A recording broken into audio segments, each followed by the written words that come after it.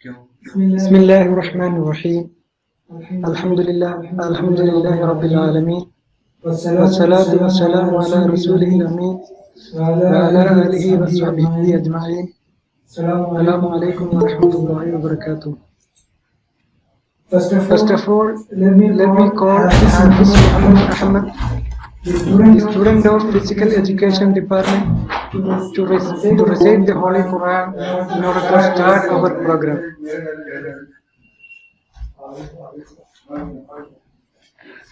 Assalamu alaikum wa rahmatullahi wa barakatuh. أعوذ بالله من الشيطان الرجيم.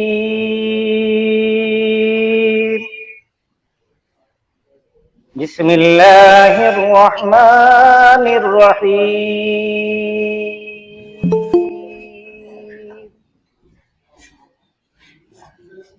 يا أيها الذين آمنوا اتقوا الله ولتنظر نفس ما قدمت لغد واتقوا الله إن الله خبير بما تعملون.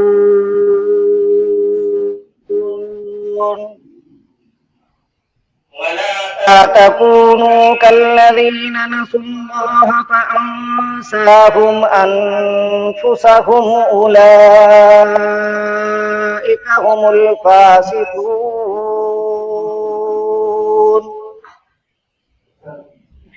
لا يستوي أصحاب النار وأصحاب الجنة. أصحاب الجنة هم الفائزون.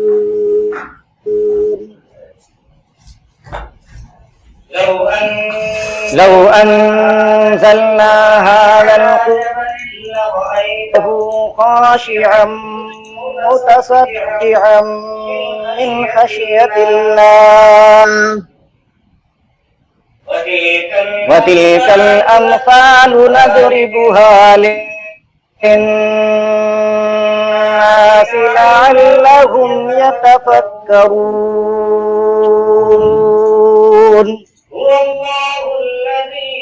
هو الله الذي لا إله إلا هو عالم الغيب والشهادة هو الرحمن الرحيم.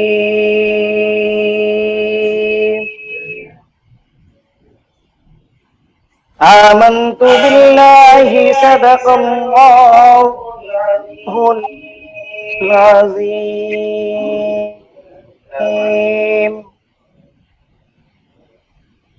السلام عليكم ورحمة الله. So, hello and welcome. This is Sanke. Thank you for taking the time to join us today as we talk about modernization and socio-cultural changes in the Arab world. It's an honor and a privilege for us to have these wonderful speakers with us today. And I welcome the dignitaries, teachers, and my dear participants to this wonderful event. Today we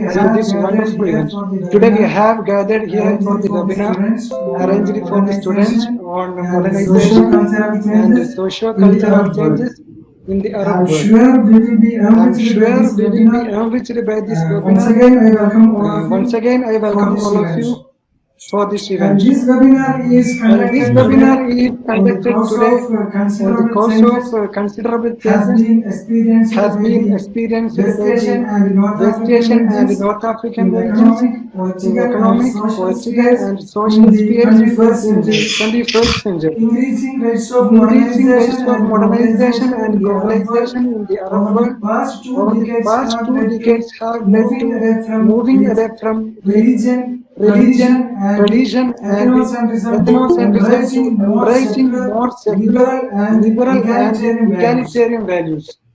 So at the end of the webinar, you will leave with the concept of modernization and how it affected the Arab world in socio-cultural and intra-cultural aspects. And feel free to drop your questions on the topic, and we will answer it. We will answer your question at the end of the presentation. And also, don't worry about making notes immediately, since we will check the session's recording later. So, without further ado, let me introduce you and welcome the presenters and our distinguished guests. And first of all, I welcome Dr. Rizwanur Rahman and Dr. Muzaffar Alam and Dr. Khurshid Imam and Dr. Anis A and Dr. Zubair PM. So now it is time for Chairperson cum Dean Professor Javed Iqbal sir to deliver his speech. So over to you, sir.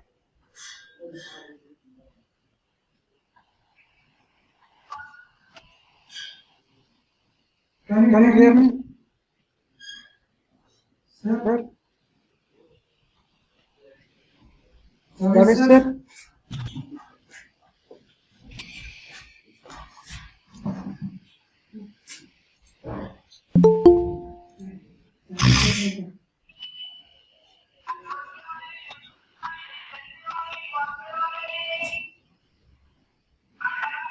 Javed sir, are you there?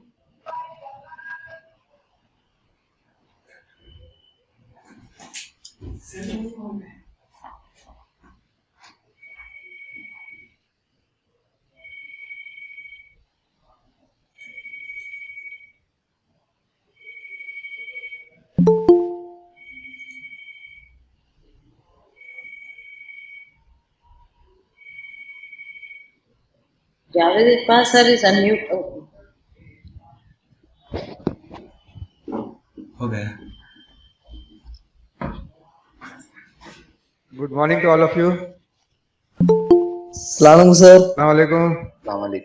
I welcome you all to our very short webinar, which was organized. I'm sorry, at a very short notice. Anyway, but since it has been organized, so most welcome. Today's webinar is going to deal with an important theme, the current socio-economic and political changes that are taking place in the region. So now I request Dr. M.K. Riaz to begin the proceedings. Okay.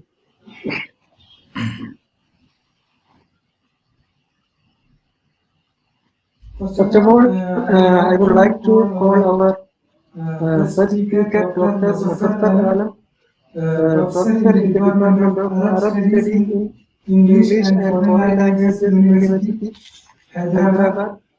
He has completed his MA, MPhil and PhD from Jain University, and he will be talking us about the social issues in the novels of Al-Salam Al-Ujaili.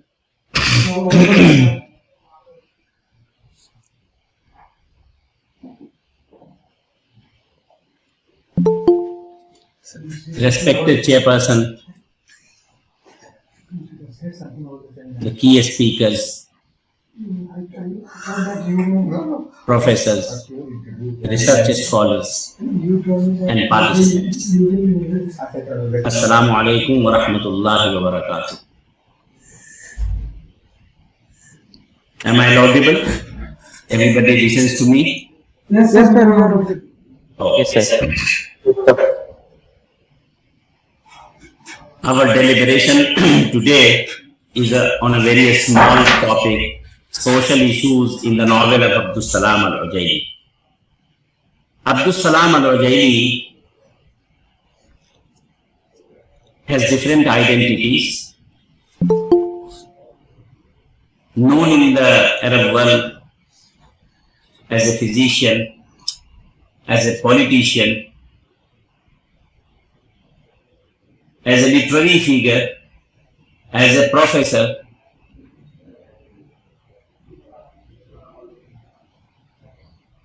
similarly, his works are also scattered in different genres, more importantly in short stories, followed by novels. Apart from novels and short stories, means fictions, he has many works to his credit in travelogues, maqamat, poetry, essays, etc. He is considered to be the prolific writer, the most productive and versatile literary figures in the 20th century of Syria. His experience, both as a medical doctor, medical practitioner, as well as a politician, fed into his fictional writings, which is more often is termed as realist.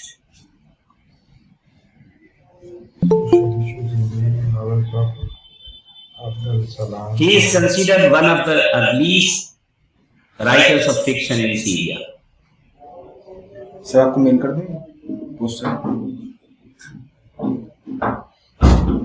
Among so many writings, he shot to prominence for his fiction.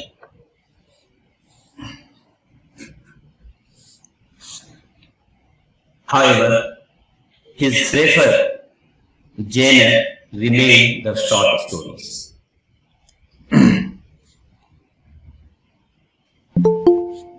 I don't want to deal his life history because my topic is social issues.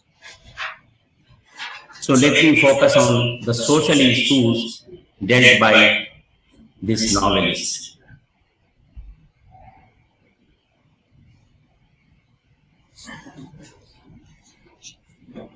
Among his important novels,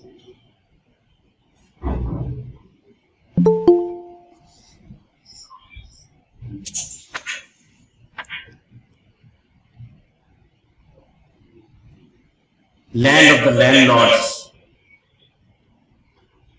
The Smile Between the Tears, The Submerged, Hearts on Wires, The Most Beautiful, Baladi October Flowers, The Colors of Loves, and many others. Altogether, he has almost 10 novels in all 40 works.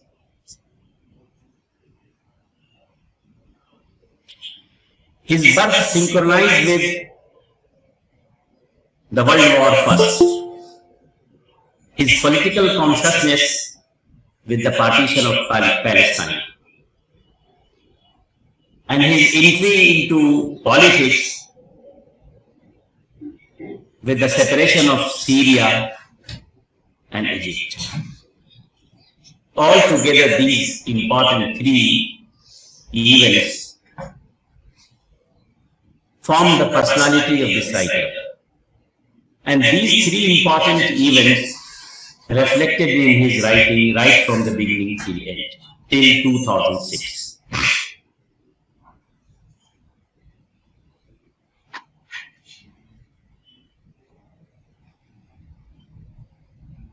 Among issues, the most focused issue is suffering of the laborers and farmers, unemployment, difficulties faced by job seekers. He dealt with these issues sometimes symbolically, sometimes with clear-cut expressions.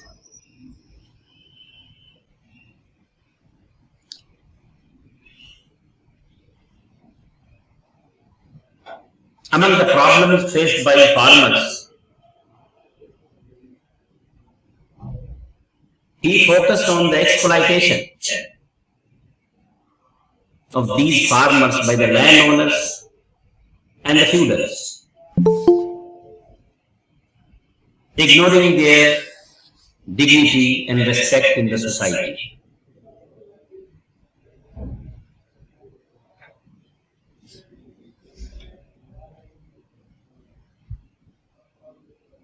He also highlighted the women problems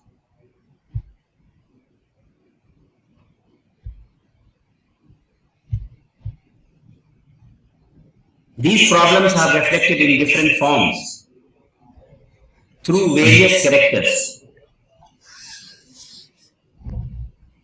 like Salma in the novel of Al-Salam, Sali in the novel of Qanabil Ashbiliya, Khuda and her sisters, Majida in the novel of Qulubun al-Aslaq, Qiyam and her sister, Basima in the novel of Basima Bain al-Dumu', Nida in the novel of Al-Maghmurun, and Suwaidiya Maria Lina in the novel of Rasiful Azra al-Sauda, and many others, and many other women characters in his many other fictions are projected as a sterile.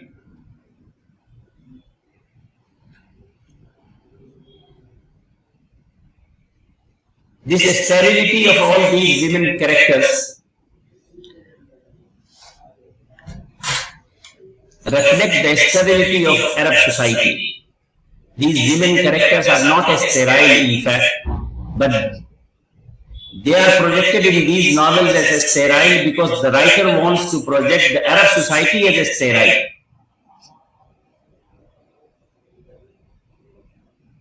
He wants to show the backwardness of the Arab society.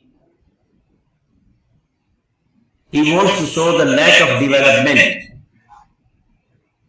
lack of industrial revolution, lack of scientific temper through all these women characters. And it was all but natural because the writer Al-Ujaili lived at a time which was characterized by many calamities. And these calamities altogether prevented the achievement of national unity, scientific temperament, and the industrial progress of the Arab land.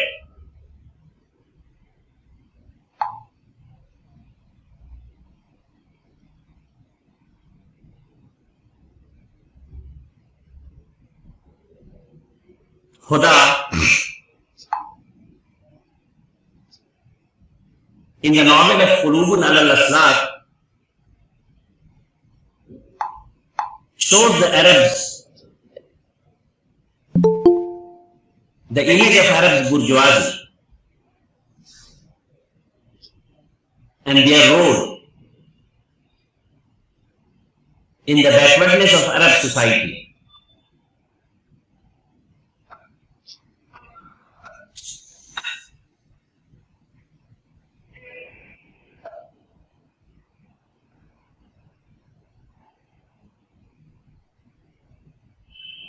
Similarly, the writer has highlighted the second important social issue, and that is migration of people from desert and villages to urban areas. for different reasons. The migration itself may be a common phenomenon for many countries in the world, but migration in the fiction of this writer for other reasons.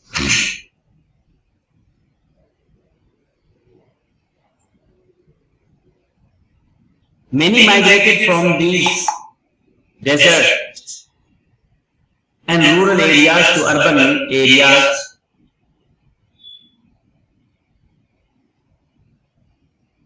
or from feudal society to urban society due to frequent flood.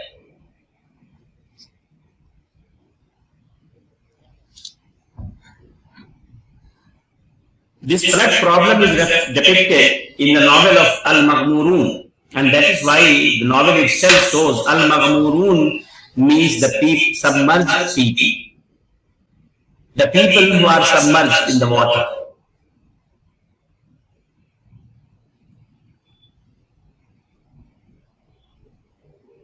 He raised this issue with the help of a character named Usman.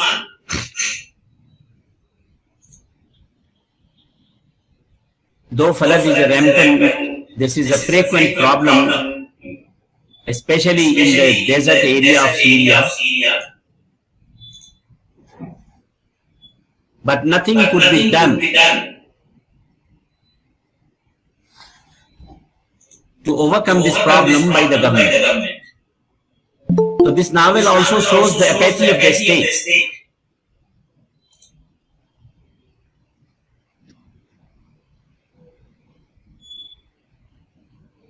Toward this frequent problem faced by the people. And for this problem, their migration to the urban sectors.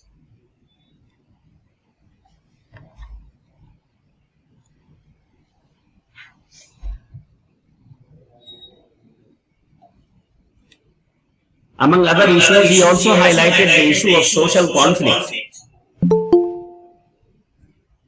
The conflict between the feudals and the landlords.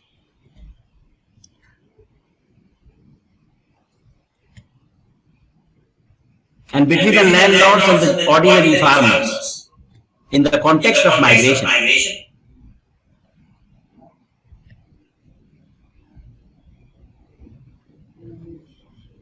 The family of Imran in the novel of Qulubun al-Aslaq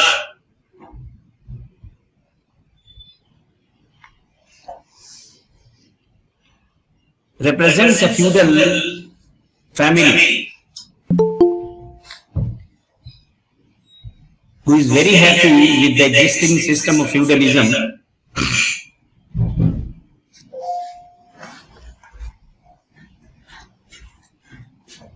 holding a vast area of land under their disposal.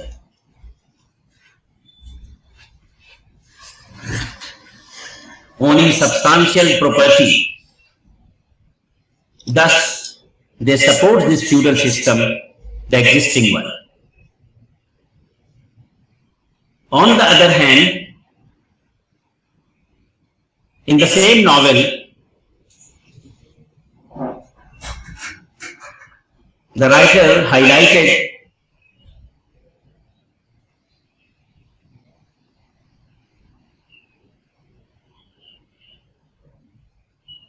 the growing problems in these regions by the investors, keeping in mind their own vested interests.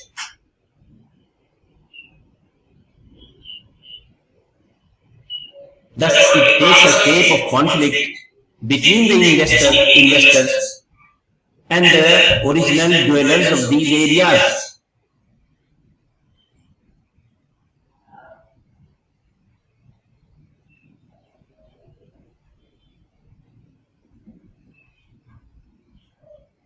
And he made a comparison between the urban society and a rural society counting the main features of both,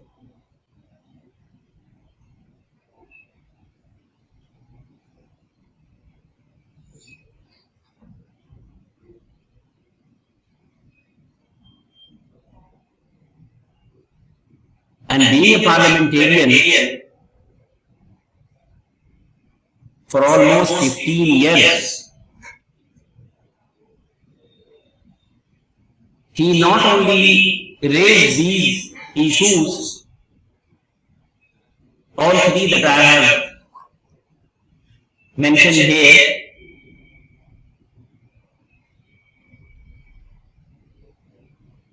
through his fiction writing, but he also did a lot as a politician in his practical life.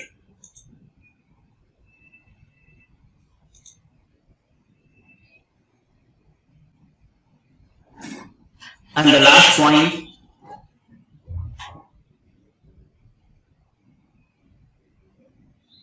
his close association with the Palestinian issue.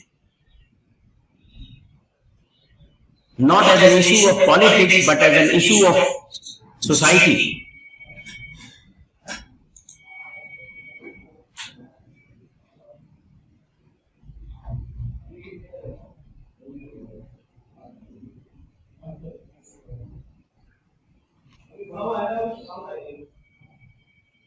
In the novel of Basima Bain al-Dumu,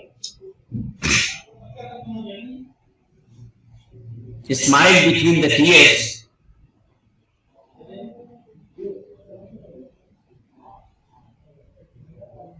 he gave a detailed narration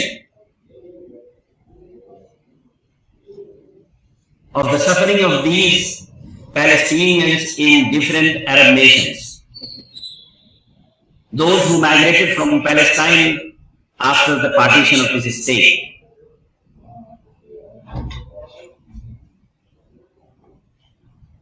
And the treatment meted out to them by their own brethren in different nations. So both the aspects, means treatment meted out to them by the Jews, by the colonizers, and treatment meted out to them by their own Arab brethren in different Arab states. Both aspects of the issue are reflected in the given novel. These were four basic issues. Among many others, I wanted to highlight in the writing of this writer, Al-Salam Al-Ujaili. Okay, Assalamu alaikum wa rahmatullah. Thank you, Professor Muzaffar Alam. Excellent presentation regarding Al-Salam Ujaili. In fact, many of the issues which you have highlighted in his novel, currently Syria is grappling with those same problems in a different form. And Al-Salam Ujaili was not only a novelist, not only a man of literature, he was also an activist. So this makes his work all the more important and incumbent upon us to study his works in greater detail. With these words, I once again thank Professor Muzaffar Alam and request Dr. N.K. Riaz to call upon the next speaker. Dr. Riaz. Okay, sir. Now I would like to call Professor Rizwanur Rahman, Professor of Department in Jawaharlal University, Delhi. And he has completed MA in Arabic Language and Literature from Jamia, New Delhi, renowned media studies and field, and PhD in Arabic from the same university. Today he is going to talk us about Modernization and Egyptian Society as depicted in selected Arabic novels. Sir, over to you, sir. Assalamu alaikum. the Honorable Dean of International Studies and Chairperson, Department of West Asian Studies, Professor Javed Iqbal, Professor Muzaffar Alam, Dr. Khurshid Imam, Dr. Riaz, Dr. Muhammad Azhar, colleagues, friends, research scholars, Assalamu alaikum. This is this webinar was actually organized in such a way, and I was asked to present the paper. This is the time of actually various seminars and conferences, but still I prepared a short presentation which is on modernization process or modernization of Egyptian society, which have been depicted in select Arabic novels. And in this presentation, I'll try to shed light on three novelists, two very briefly, and one in some details. So it is well known that modernization of Egyptian society begins from the beginning of Nahda, that is the Renaissance, after arrival of the Egyptian army in the end of 18th century. This event led to the entry of French and European literature, machines, European ideas, which we describe as vehicles of modernization of Egyptian society. Egyptians also later on had the opportunity to get introduced to new technology, especially printing press, and in the later period, during the period of Muhammad Ali's successors, many Egyptians observed the French society very closely after many of them traveled to France and other countries for the purpose of education. On the other hand, Lebanese Christians worked with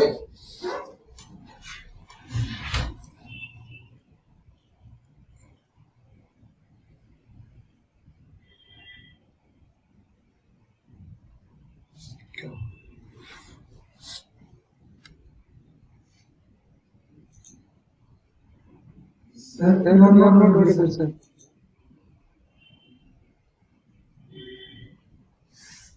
आपकी आवाज तो आ रही है sir.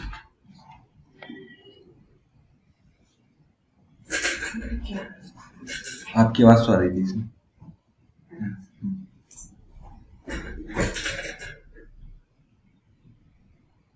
Sir, can you rejoin, sir? Rizwan, sir, you are not audible. Hello. Okay, sir. Is it audible? No, you are not audible, sir. It is well known fact.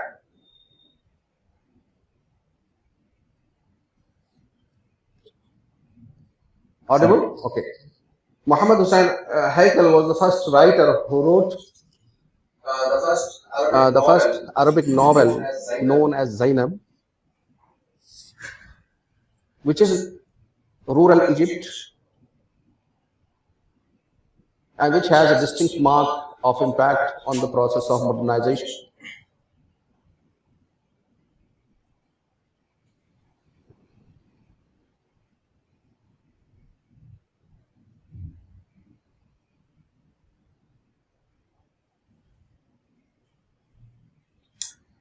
Sir की तरफ से network problem हो रही है.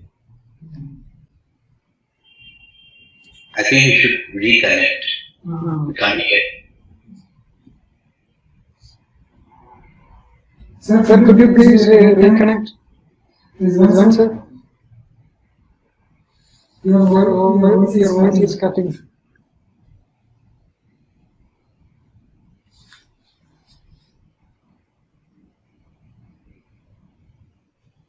Sir, unmute yourself. Sir, unmute. Okay. I'm using now mobile. Okay, sir. Okay, sir.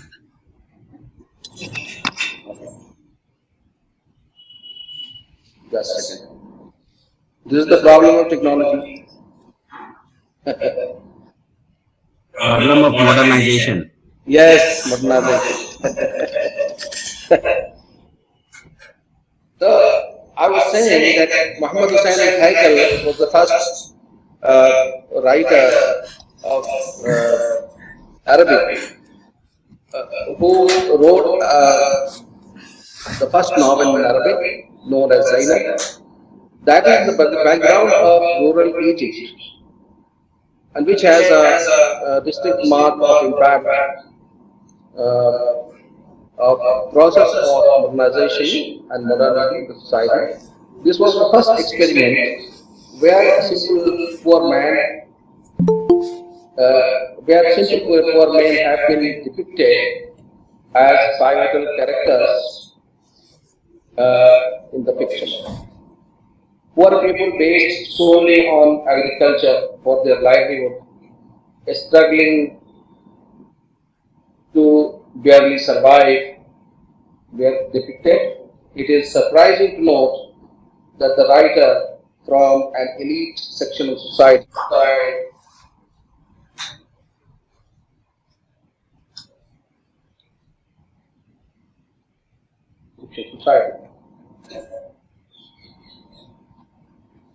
In this context, I shall also shed light on the novel of Yahya Happy that I rather call it novelette because it's a small novel. Indeed, Hashim or Saint's Land, which has been translated into Arabic and many other languages. It is a very interesting reading, especially for the people who are studying Egyptian society. So the word Saint's Land or Tanzil Mahashim can be interpreted as a symbolic criticism of liberal experiment in Egypt that followed World War First World War, and a contrast of the Ba'ath Party and Muslim Brotherhood. The writer presents that the argument that the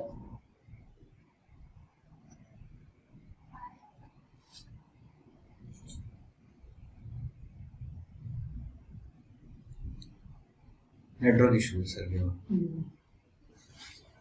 sir बोलिए ना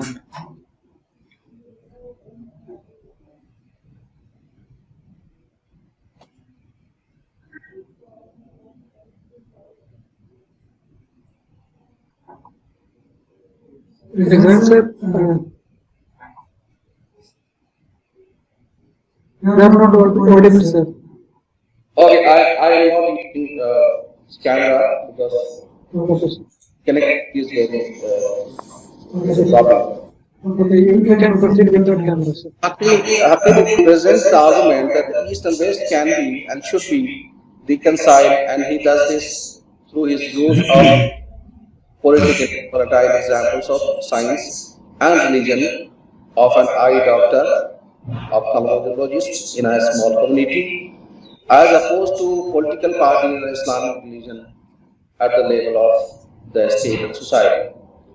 So basically, this book is a kind of clash between the tradition and the modern ideas which are coming from the West. So it is difficult to place the exact time of the Saint's Land or Tanzil Mahashim because many of the characters and patterns keynotes existed in both 19th and 20th centuries, but the setting is not as important as its contextual meaning. Now I come to the Najib Mahfouz trilogy. That is a series of three novels. One is Bain al-Qasrain or Palace Walk. Second is Qasr al-Shawq or Palace of Desire. And third is As-Sukkariya, Sugar Street. These are the novels from 1956 to 1957.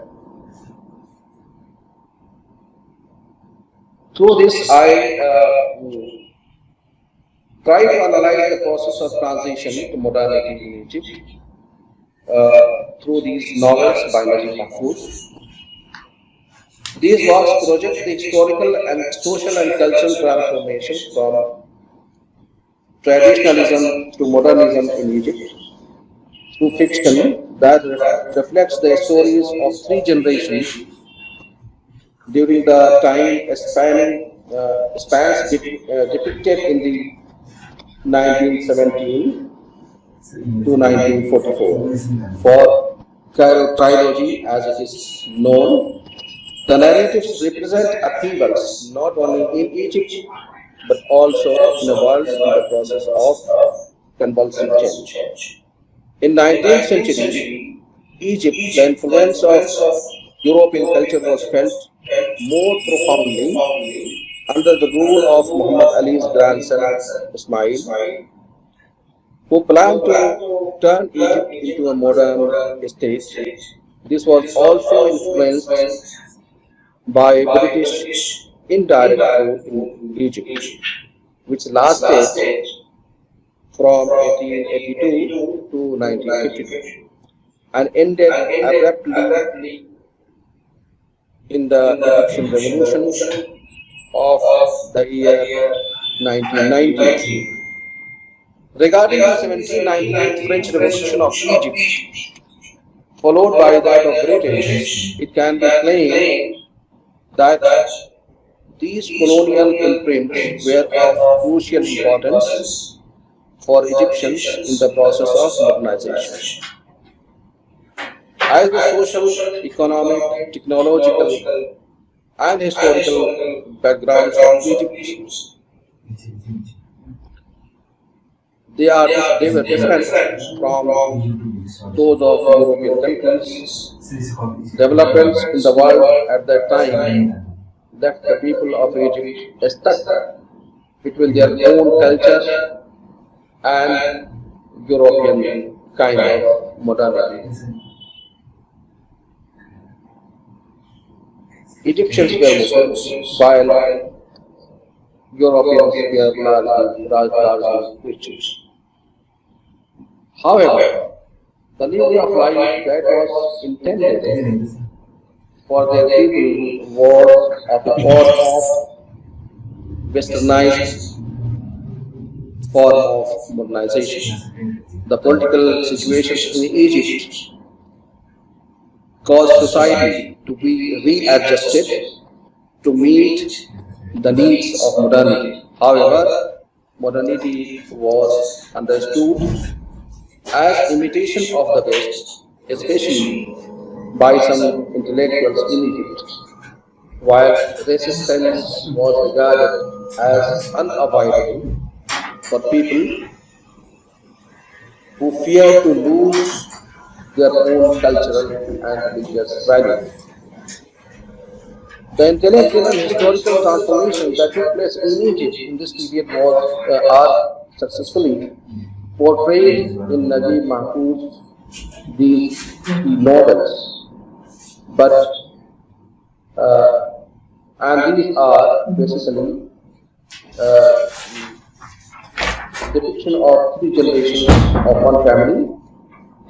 He portrays extended families that have close relationships which fade away over time as each new generation moves further away from traditional lifestyles and tries to adopt a new way of life under the social and economic conditions of their own countries. Mahfuz depicts the story of three generations of Abdul Jabbar family from 1917 to 1944. During this time, Egypt experienced two world wars as well as the brutal repression of 1919 revolution by the colonial regime of Britain. Although partial independence was gained as a result, the national struggle of Egyptian youth represented in the novel through the personality of Fahmi, the second son of Abdul Jawad family, and his friends, was for the total freedom of the nation. The Kali trilogy, the first generation, Ahmad, Abdul Jawad, and Amina, represent the past, while the second generation, Kamal, represents the conflict between past and present. Due to Ahmad, Abdul Jawad's strict disciple, due to Ahmad Abdul Jawad's strict disciple, discipline entirely, nobody dares to contradict his decisions. It is unthinkable, for example, for the wife and daughters to go out of the house without his permission. Both into such a family, the youngest son of the family, Kamal, lives through the duality of values. Due to the process of modernization this country is going through and the kind of education he has gone through, the third generation, however, openly opposes the system implemented in the family and increases of Ahmad Abdul Jawad's two grandsons, Abdul Momin, joined the Muslim Brotherhood. So basically, the third generation is now undergoing a struggle. They are between traditional modernity. One section of the society wants modernity, wants modernization of the society, while another section wants to remain traditional. Of all the characters in Najib Mahfouz's trilogy, it is probably Hussain Shabdad of the trilogy who have the most in common. Educated abroad, Hussain Shabdad returns to Egypt despite his dislike of the Egyptian society as a result of his European education. He internalized the Europe-centric meta-narratives regarding his country, a process in which, in this work, can be described as a self-orientalization derived from Edward Said's concept of Orientalism.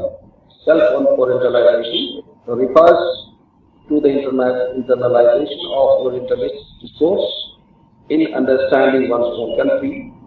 It is also ironic that contrary to his expectations from life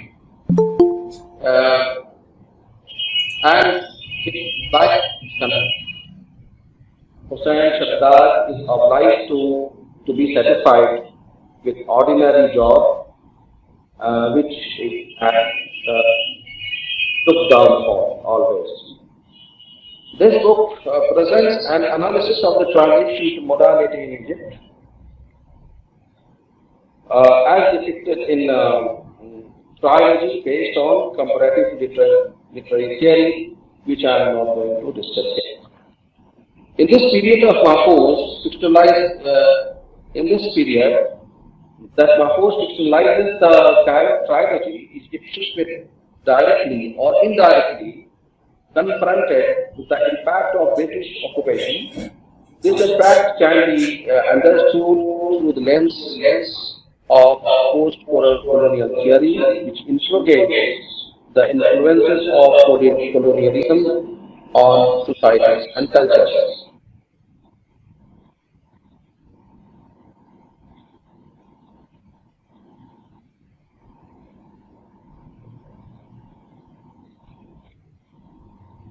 So this trilogy, as I said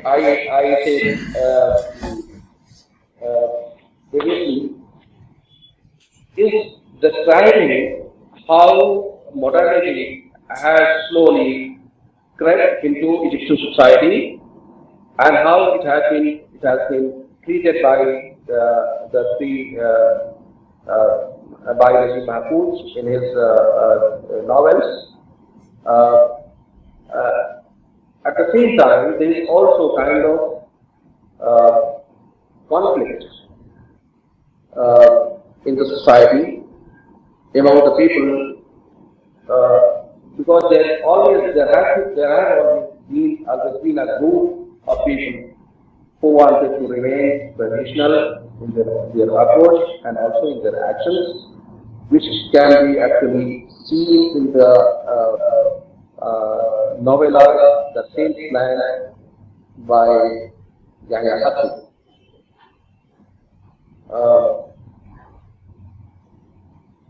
I think with these words I should finish my presentation because the problem of connectivity, internet is going any color, signal is very weak. Thank you very much. Thank you, Professor Rizwanur Rahman. On a more personal note, I would like to share this information with all of you that I know Professor Rizwan right from his student days. We were together in JNU and he was my junior. So right from his master's days, he has that intellectual streak in him, and right now we could have a glimpse of that intellectual streak in his presentation. He has touched upon a very important theme. You know, the Egyptian society, this process of modernization, it has been going on since the last 100 years, and the Egyptian society is in a state of tumult even today. Look at what is happening, you know, Arab Spring, and again reversal of the Arab Spring, military coming back again and again.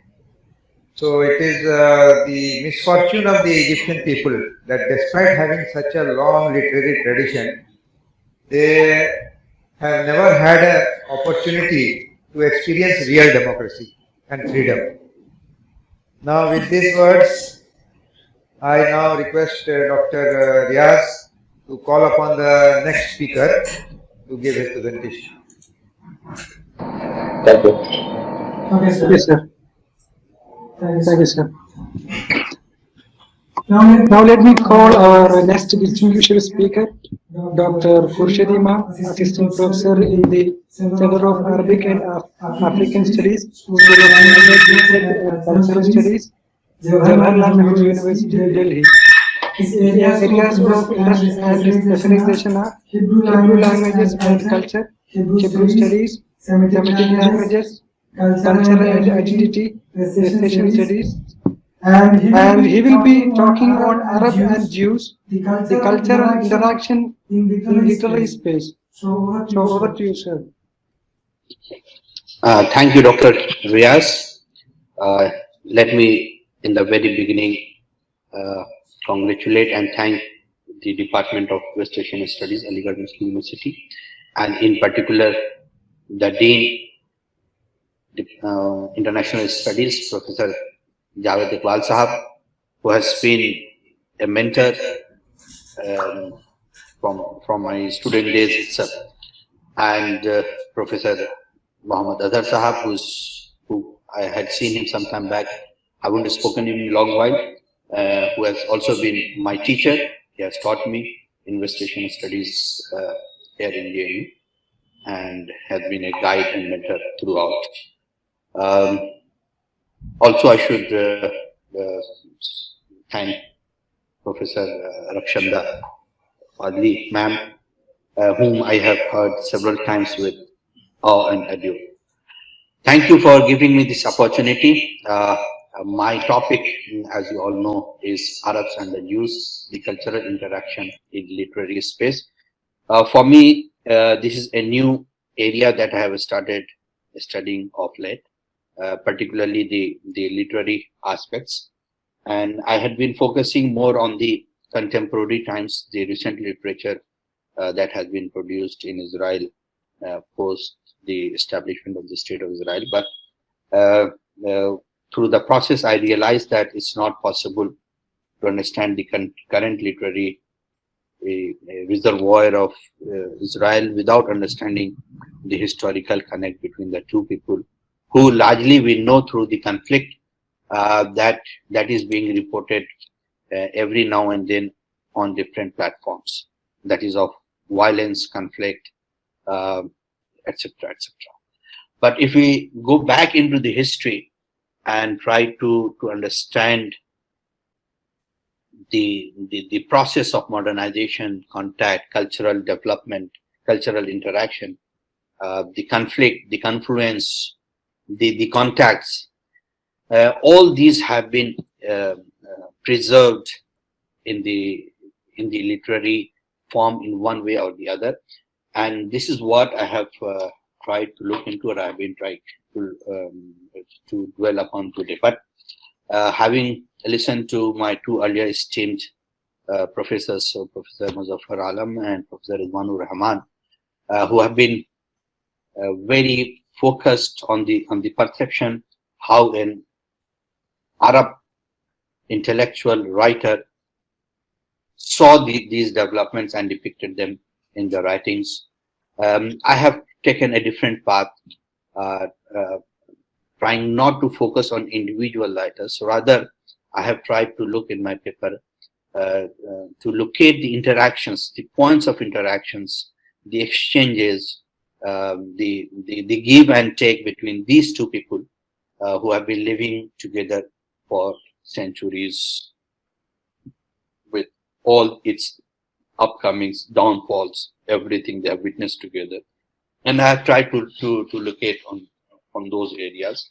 And let me, in the very beginning, underline that I have tried not to use or substantiate my paper with subjective elements because it's a very lengthy period that I'm talking about. So it's more about the interaction, the points of interaction, and how it might have or it has impacted the other.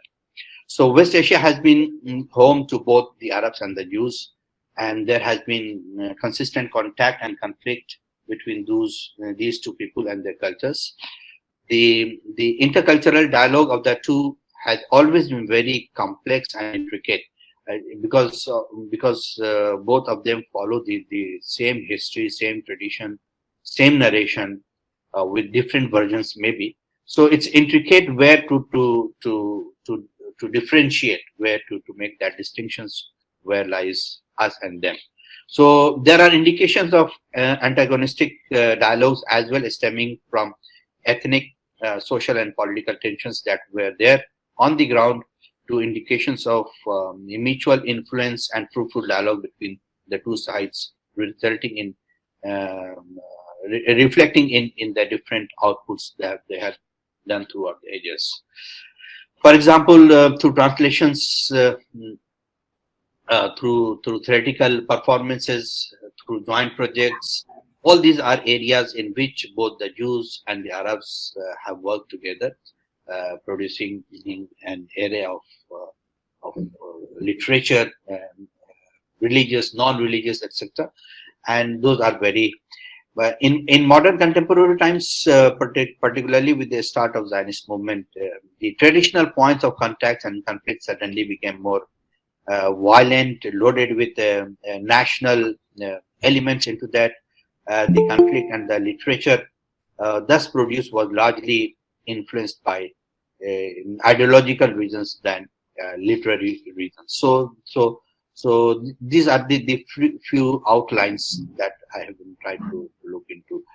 And there is no doubt that this backdrop of conflict and confluence has impacted the writings of both these people.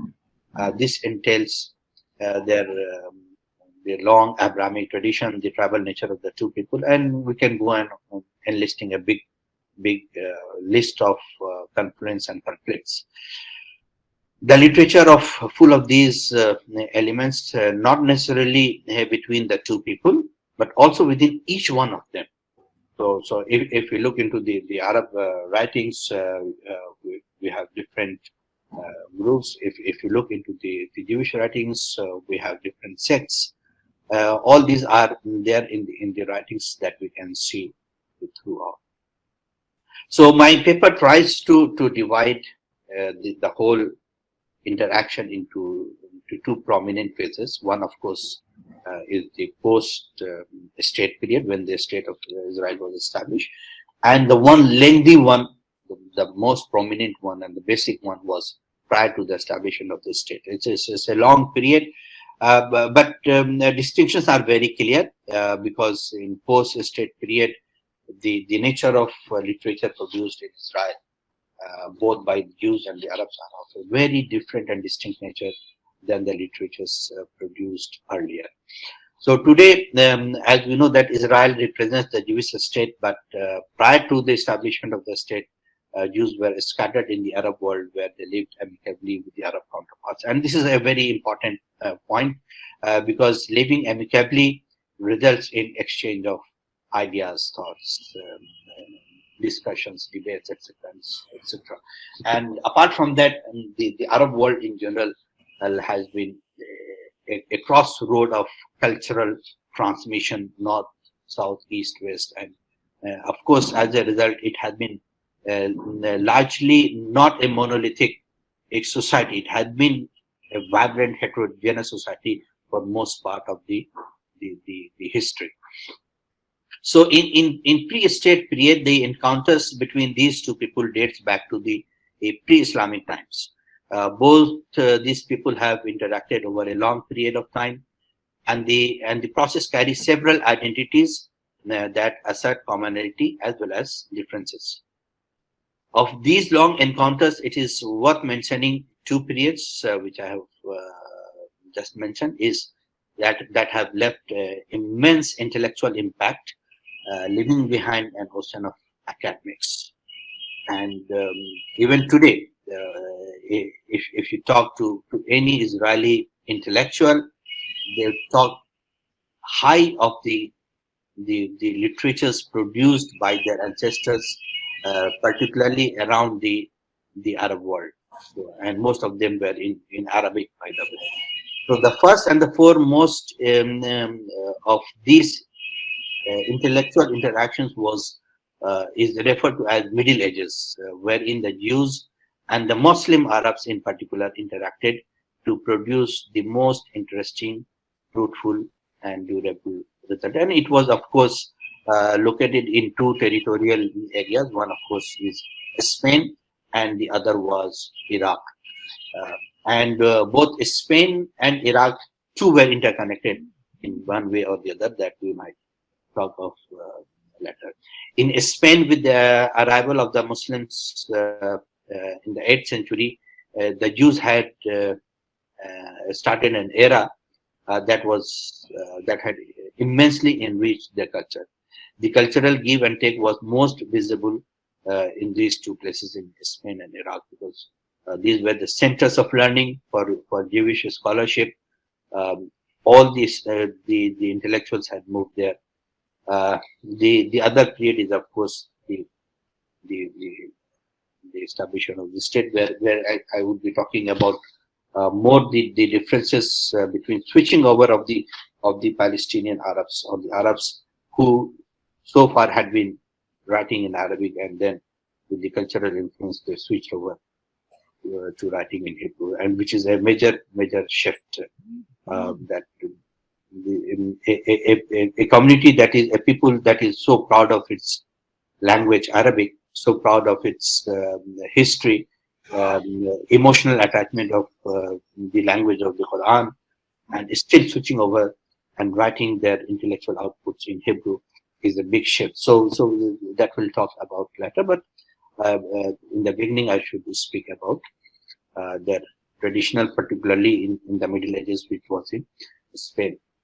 So as I said, that for almost 4 centuries, the Arabs ruled Spain, and the majority of Jewish people at that time lived under Arab rule, and it was at this point that began the long and brilliant period of Arab-Jewish symbiosis, a period which can be said to have been the most flourishing in Jewish history, and many Jewish writers have accepted it. They too call it a golden period in their history, and its significance for the Jews and for Judaism to this day cannot be exaggerated. It's there, it's documented, it's accepted, and it is spoken about, and it is there in the Jewish discourse and narrative even today. The cultural, artistic, and commercial activities of the Arab invaders made that country the most enlightened in Europe. Historians speak with awe about Cordova, the capital of the Umayyad Caliphate, speak about its rich culture, rich heritage, place, palaces, courts, etc., etc. And these centers and the courts attracted and patronized poets, philosophers, men of letters, scientists, etc. And the Jewish population responded wholeheartedly, eagerly contributing their talents and drawing inspirations to revive their own language and culture. A famous author, Eliyahu Astor, who has written the book in 3 volumes, The Jews of Muslim Spain, notes that in 11th century, scholars who were steeped in Jewish lore and familiar with all areas of Jewish literature lived in every community on the Iberian Peninsula, which is, of course, the southernmost part of Spain. The Jewish intellectuals were deeply rooted in Arabic culture, and this was demonstrated to a large degree in the works produced by Jewish writers. The Jews tried to merge and balance the long Jewish tradition of their forefathers and that they had acquired from their Arab counterparts. So we see that despite the conflict and everything else, the Jews were open, ready to accept Arabic as a language. The Islamic traditions influenced them to a great extent, and I will shortly touch upon the areas in which the Jews took a lot from the Arabs. The coexistence, in particularly, is evident in almost every aspect of their life, economic life, because they were involved in money laundering. They worked as craftsmen, pharmacists, physicians, craftsmen in textile, glass making, jewelry. They were engaged in long distance trades, etc., etc. So Jews within the Arab dominance were active in almost every aspect of life, and some scholars have written and that they felt their destiny along with the Arabs. They presented themselves as part and parcel of the larger society, and they were for good and for bad. They had made up their mind to go along with their Arab counterparts. So in these endeavors, the Arabs and Jews used terminologies that were mutually accepted and respected. In the marketplaces, the Jews and the Arabs mixed together. They worked together. They worked in partnerships. They had joint projects, etc. So the interaction and exchange of ideas, thoughts, language was there on a very frequent basis on almost every aspects of life. And this is many scholars have given the reason why the Jews so smoothly left their ancestral language of Aramaic and very smoothly switched over to Arabic. So the Arabic became their language of communication within the community and outside the community as well. So the switching over of the language was also very, very smooth, very easy. Though Aramaic, Hebrew, and Arabic all are very close, very akin to each other, linguistically almost same. So it was very easy and smooth. But the advantage with Arabic was that Arabic had evolved, was rich, had beautiful expressions. They could express their ideas and thoughts very easily in Arabic, unlike in Arabic and Hebrew. Apart from that, the class issue was also there. The social mobility, elements of social mobility was also there. So all these elements were there that made the Jews come very close, very close to the Arab counterparts and interacted with them.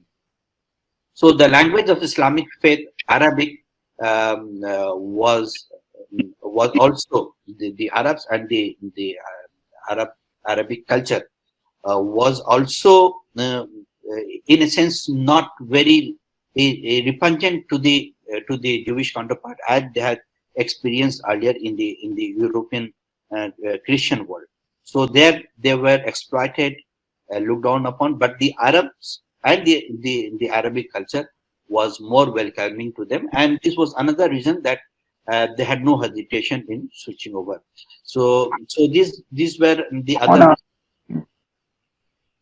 other reasons why this switching over was much easier.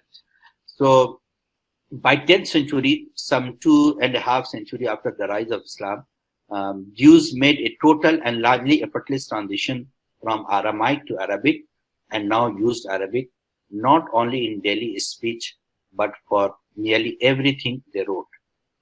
This prepared them to share stock and barrel in high culture of Islamic society. Islam came in contact with science, medicine, philosophy of the Greco-Roman world centuries before the European world. So these translated works helped the Jews of the Fertile Crescent, which was the heartland of Islamic Empire and first center of the new Arabic science, medicine, and philosophy, that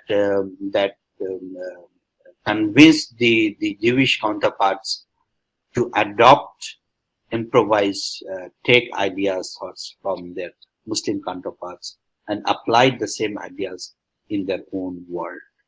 So we see that the Arabic and the Islamic Renaissance laid the groundwork for the Jewish cultural innovations. The Bible was translated into Arabic. Hebrew as the language began to be studied scientifically using linguistic tools in vogue at that point of time by the Arab grammarians. But nearly every they wrote in Arabic, and this was not limited to philosophy, for which Hebrew entirely lacked vocabulary. And one of the reasons which I felt, and I have read in different texts, that's my own conclusion, is because of the kind of holiness that they gave, the sacredness that they applied to the language Hebrew, that it was almost impossible to use Hebrew language for anything which was extra religious or non-religious or secular even. So the vocabulary was very limited and it would not expand and explore. So that was the reasons why Hebrew could not evolve and gradually moved away from the society into a very exclusive use of religious sermons, prayers, rituals, rites, etc. and etc. So the Jews took a lot from the Arabs, and one of the most prominent area where we see the impact was, of course, the poetry. Now, poetry is the only exception. Poetry in Hebrew is the only exception where the Jews used the Hebrew language. And now the most of the topics in the beginning with the Jewish poetry was largely to motivate people towards religiosity. So the initial Jewish poetry had a very limited theme of purity, piety, etc., etc. And this was the only sphere of Jewish writing that was done exclusively in Hebrew. Otherwise, the rest, religious, non-religious, everything, a large part of it was done in Arabic. So with this exception, and even in poetry, the Jews had adopted the Arabic meters for writing this poetry, the Arabic themes for writing the poetry. So everything they had borrowed from the Arab area, the themes, the Islamic Pythagorean thoughts, and all those. One of the greatest and very prominent rabbis, Sadia Gaon, who died in 942, and he's considered as the father of Judeo-Arabic culture, also wrote poetry, and most of the poetry he was also the head of one of the very famous and prominent yeshiva, which is the religious center of learning, which was situated in Baghdad, and later he moved to Spain and then again back to Baghdad. So he also wrote lots of poetry, and all of them were in Hebrew, but the themes were largely taken from there. Apart from that, the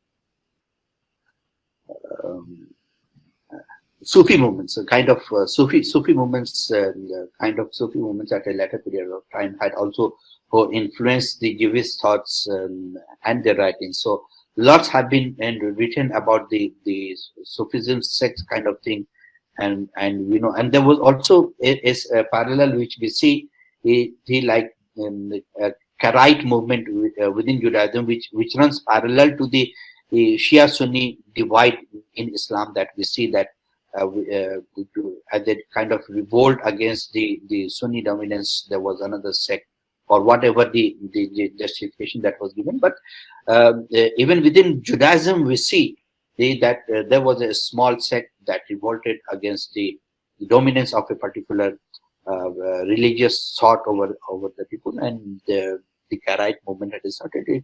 It was small, but it had its long-lasting impact over the thoughts of the other thing. So a brief sketch about the long history and the different aspects. I haven't talked in detail about the philosophy, science, the religious materials. I've just touched upon the areas on which the Arab world and the Arab writings, the Islamic culture had impacted the overall writing thought process, the cultural impact on Jews and Judaism.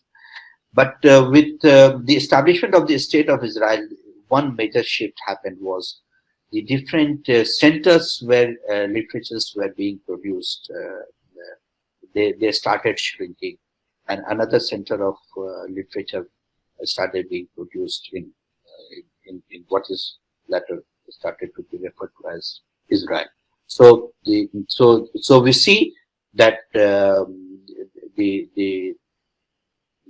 concentration of thoughts was there, and with the kind of Zionist impact and influence, as I stated earlier, was the period with the Zionist movement had more ideological reasons of writing a literature or a piece or an article or writing a poem or writing a slogan, for that matter, was more influenced or governed by the ideological reasons than it arose from the society or the reasons as a normal situation. So the national violence, the national conflict started reflecting in the literatures of these people. But that too was very short-lived, and over a period of time, once the State of Israel became more settled, more established, we see also a change there, wherein Israel started opening up to other areas, to other topics, to other subjects,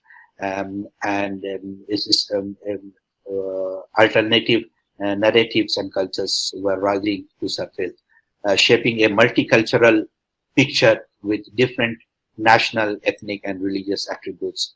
Among them were the cultures of Palestinians, the Mizrahis, migrants from the former Soviet Union, the migrants from Ethiopia, alongside other cultural groups such as women, religious Israelis, gay and lesbian groups, etc., etc. So once the state was established, it had gained power. It was more consolidated.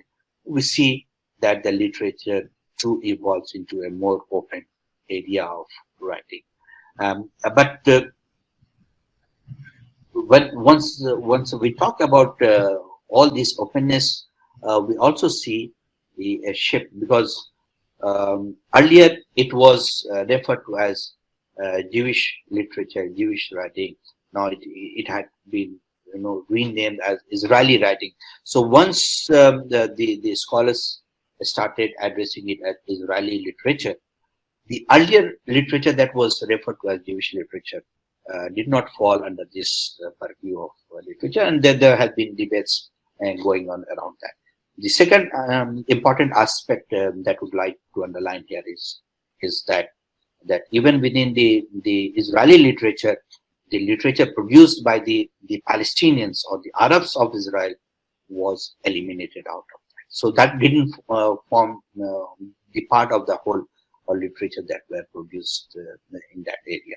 So these are issues where we see that the conflict, despite having contacts, the conflict was more dominant, more represented in the literature than the contacts. So all these are elements that we see in the literature of that place.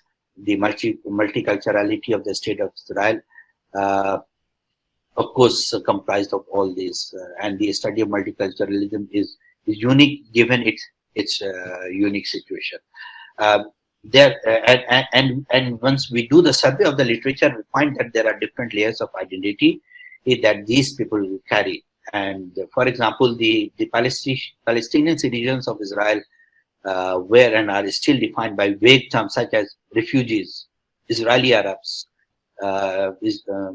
The term Israeli Arabs create a link to a certain community and history. Some other terms like Palestinian Israelis is no less problematic because it emphasizes the conflict between the two nationalities and stand almost as an oxymoron. So all these items are there.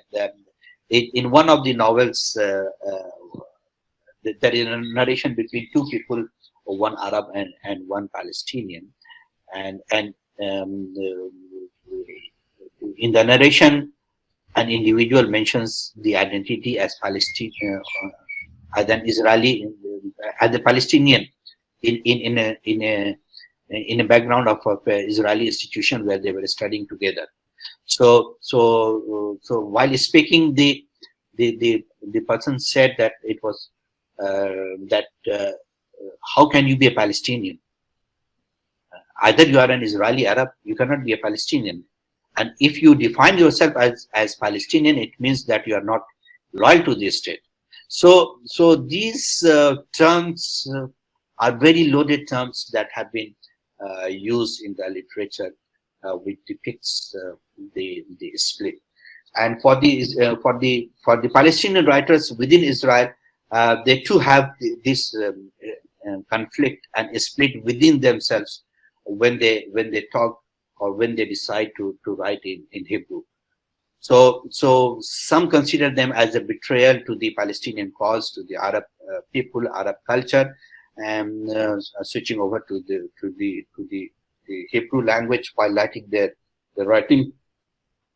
And it was not equally a very welcomed thing from the Palestinian Israeli counterparts to accept their literature as a part of the larger Israeli literature. So the conflict and confluence was also there, but gradually now we see more and more Palestinians are writing in Hebrew, and their literatures are also gaining acceptance and prominence within Israel and outside Israel as well.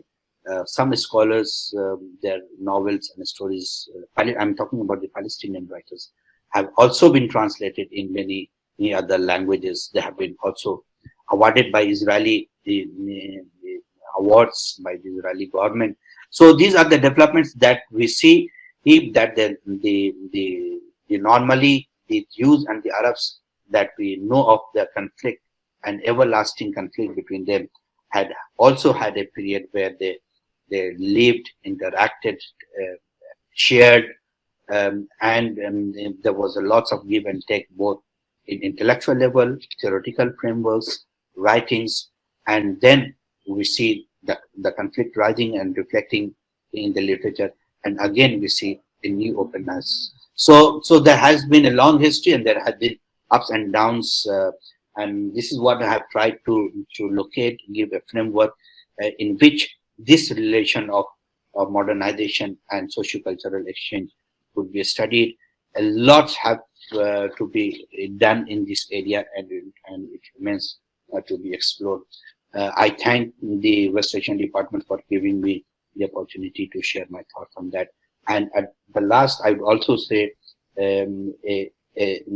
my last thought for reminding, thanks to the West Asian Department for reminding, because most of the speakers are from language background, and for reminding us that we have a lot of other things to do outside the School of Language and Literature.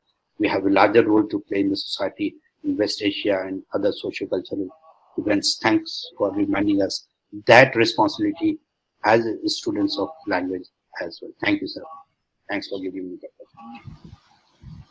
Thank you, Dr. Khurshid Imam.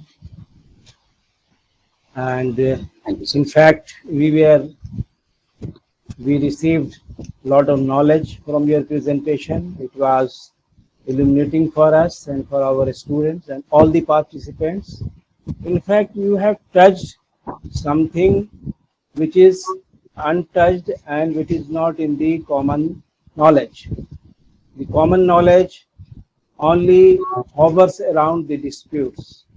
Common knowledge only hovers around the conflict. Whereas you have charted a new kind of intellectual course, intellectual research, in which you have given an idea where different communities, different nationalities, a kind of multinational existence is possible under the various frameworks. So I wish you all the best, that your presentation expanded and comes in the form of a book, so that we get full benefit of your research. And with this, I request again, thank you again. And with this, I request Dr. Riaz to please invite the next speaker. Thank you. Thank you, sir. It is my pleasure to call our next speaker, Dr. Anise, Assistant Professor in the Department of German, University of Kerala, and who was also served as the Assistant Professor in Foreign Language Department in Aligarh Muslim University. And he will be talking on a cross-cultural reading on Arab-German relations. So over to you, sir. Hello, Riyaz. Can you hear me properly? You are audible, sir. Okay, thank you. Respected Chairman, moreover, Dean, Faculty of Master Studies, Dr. Professor Jawaharlal sir, and Muhammad Azhar sir, then Dr. Muzaffar Alam, who is a professor, who is my professor, below professor at the EFL University, and Khurshid Rizwanur sir from JNU, and Khurshid Alam sir from JNU, and my friends and my colleague, I can to some extent describe him as my colleague as well, Dr. Zubair, and moreover Riyaz, Dr. Riyaz, and my dear scholars and students. It is a great honor to be part of AMU again, even as a keynote speaker, being a keynote speaker or a speaker in a webinar which is being conducted by Department of West Asian Studies, Aligarh Muslim University. And here the topic I would be dealing with is cross-cultural reading on Arab-German literature. We have been listening to the discourses by various professors. The modern values and ideas, how are they being inculcated in the Arab societies. And the next, the coming talk is also dealing with feminism. How is it depicted, or how is it being inculcated in the Arab society? But I would like to take this session into something which is different. That is the area where Arab German literature, how actually Arab literature is being Arabic literature or Arab literature. Arab literature, when I tell Arab literature, I mean that it is the literature produced by Arabs. It could be anything, it could be in any language, not only in Arabic. But the literature which is being produced in the land of singers and poets, which is Germany. So this cross-cultural reading is how it is important. We have been talking about the modern values which are being implemented or came up, which are coming into being in the Arab world.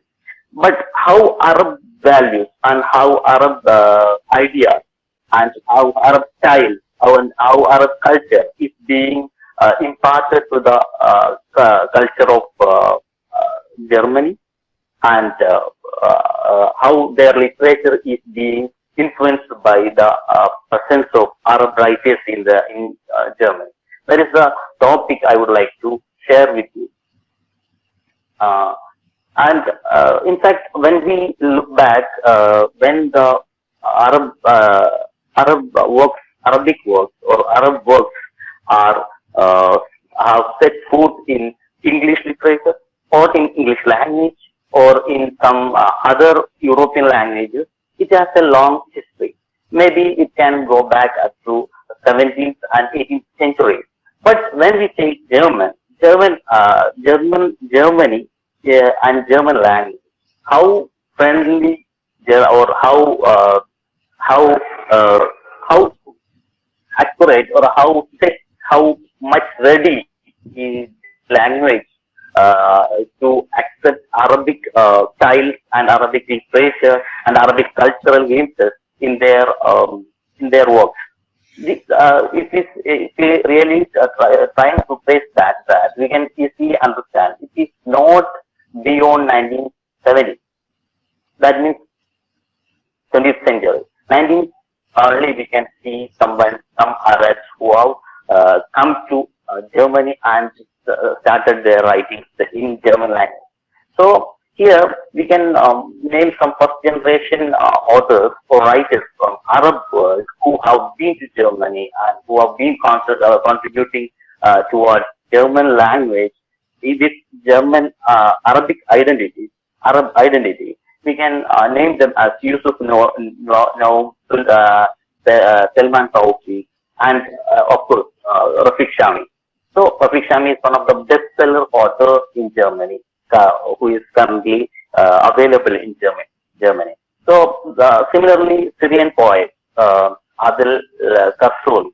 Also, he had gained a good audience, good number of audience in his very beginning of his writing in Germany. So similarly, we can as I told in the beginning, we have the history of the Arabs who are living in Germany and producing their literature in Germany. Their history dates back only to 1970s. So we have only one generation of writers in German language who are from Arab countries or Arab world. So Anik sir, sorry for interrupting. Can you please remove your headset? Your sound is not clear. Not clear. Okay. All right. Okay. Thank you for me. Thank you. So the second generation will be Halima Alain and Shafa Fatah, Alisa Hamda, Raida Sabah, Jamal Suki, and Altaf Yusufi. So these are the second generation we can call, and they are being the first generation. We can see them mostly in the phase of writing literature in terms of fairy tales and short stories, novels, and all. But the new generation who are being part of even music and music bands, new collective ideas and new initiatives to have more cultural integration. Okay, rather than being their own identity, rather than keeping their own maintaining or sticking on to their own identity, they are trying to be merged in the society of Germany.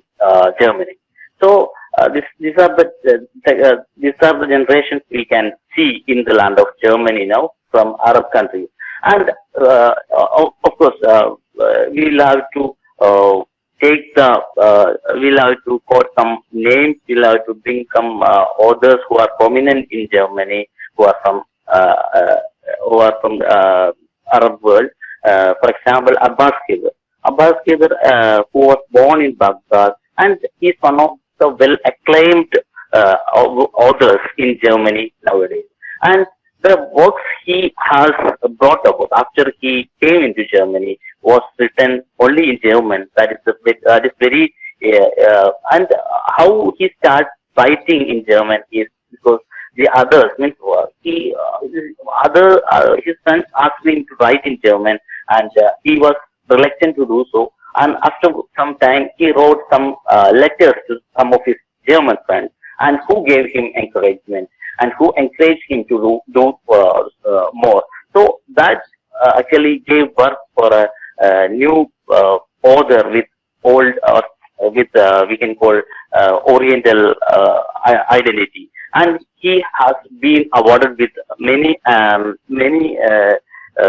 awards. For example, Nelly Sachs Prize and Hilde Domin Prize for Literature and Excel Literature. Excel for an Excel reward that also he has got. And Rafiq Shami, one of the best-selling authors in Germany right now. He is from Syria, and his novels. In fact, there are so many novels. So he has produced so many novels. All of them have either the narrative style of Arab slang, or it will have the thematic framework from the Oriental situation. So some of his works I can tell here, but I don't think it is meaningful here. But we will have to go. Once we go through the titles of their works itself, we can find that how Oriental they are, or how much they are still into the cultural premises of the Arab world and Oriental culture. So that these names we can mention at the end of our discussion. So moving on, we have I'll list out some names. I'm not going in detail. So Khalid Al-Mali, he came in Germany in 1980, and he himself founded a publishing house there, Al-Kamel Verlag. So you can see the Al-Kamel.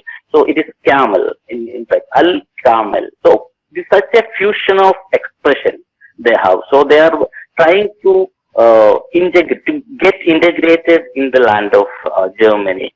So the new culture and new style of narrative, these are the new things they have produced, or we can ascribe them as their contribution, new style of the narration. So we'll come into that, means the special features. How would they write, and how did they influence the German authors? That will come in the later part of the discussion. And I would like to mention two more authors who write in German, who are from Arab countries. Ghazi Abdul Qadir, Ali Abdul Qadir. So he is making his contribution towards Jugendliteratur. In German, we call it Jugendliteratur. Actually, youth literature for children literature. He is one of the authors who has been accepted all over the German land. And Cheroko Fatah. She's actually Kurdish.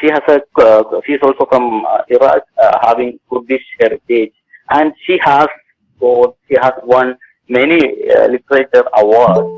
For example, Literatur Prize, Aspecte Literatur Prize in 2001, and most recently she has got Adelbert von Chemisopre, Star Cyber von Bergen. So many so many so many awards she has got recently.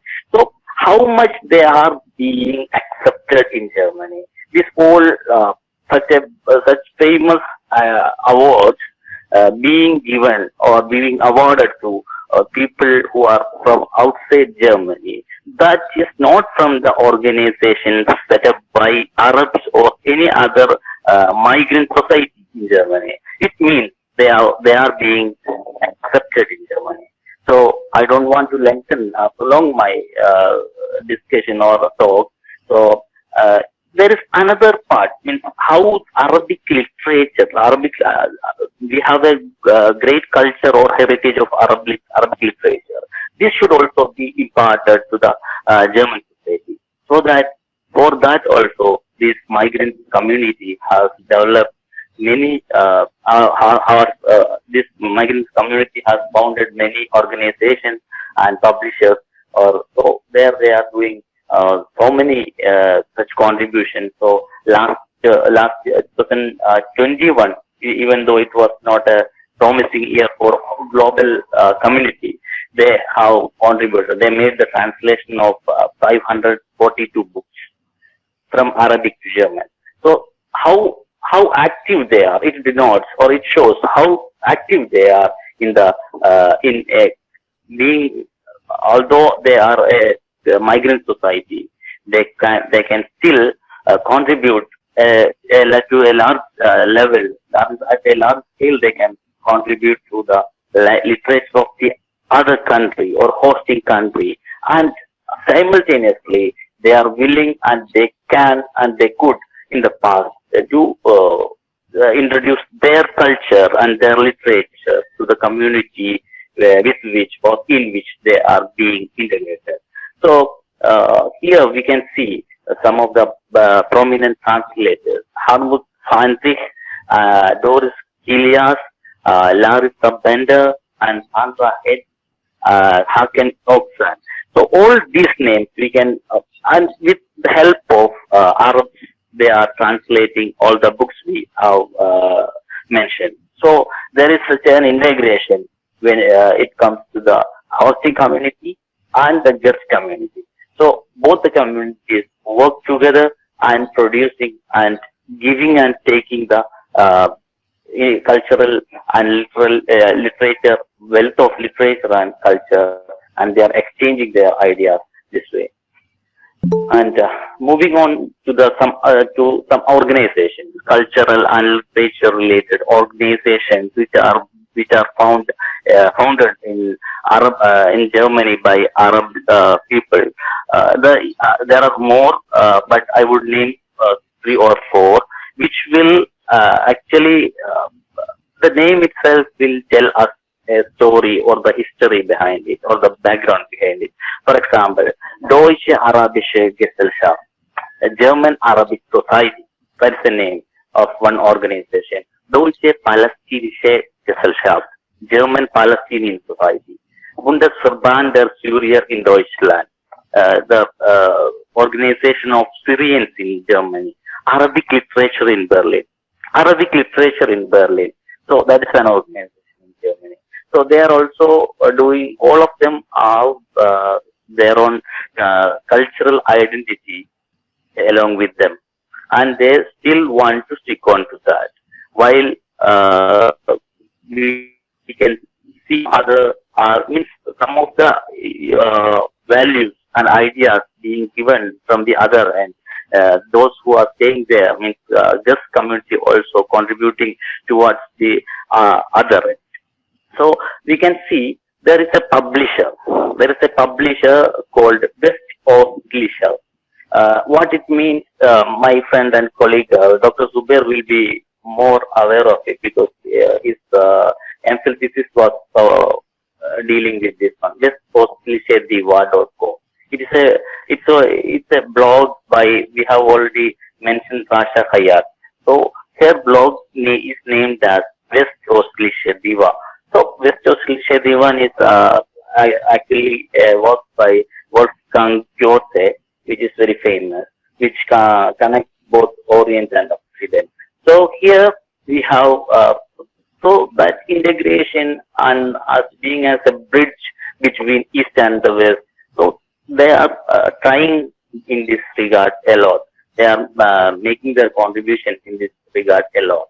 So moving on to the cultural events or publishers, we can see Hans Schiller, Al-Kutub publisher, Edition Orient publisher, Microtext publisher. So all these are run by Arabs in Germany.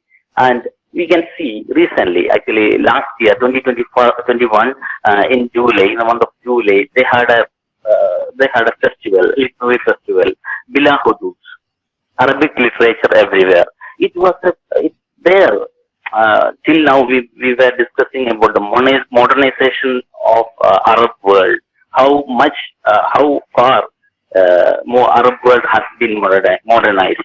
So here we can see in this festival, most of the participants were women, and it was there. It was told like those who have participated in this event, these women, they told it is the first of its kind where we could excel. We could excel ourselves with our work and the reading of our own works. So it was very well noticed in Germany. So moving on to features of Arab writers in Germany. It is I will have to conclude this. I'm taking much more time, I guess. So I'll conclude in a couple of words. So the narration style, as we know, Thousand and One Night. So that methodology is being applied extensively in the works of Rafiq Shami. Story inside the story. So the same thing we can see. Handful of Turner. That's a novel by Rafiq Shami, in which we can see so many stories inside, and the way he speaks and the way he narrates, everything is almost like what we had in Thousand and One Night. So it is not only with Rafiq Shami. If we move on and try to trace how Yusuf Noah, one of the pioneers who came in Germany and established himself as a Arab writer, as a German writer from Arab world, he has coffee house stories. One of his works, and most of his works come under this genre. He has established this genre of cafe house Geschichten. So this narrative, it has a narrative strategy of Sherzada. So that story most of us know how the story is being told in this manner.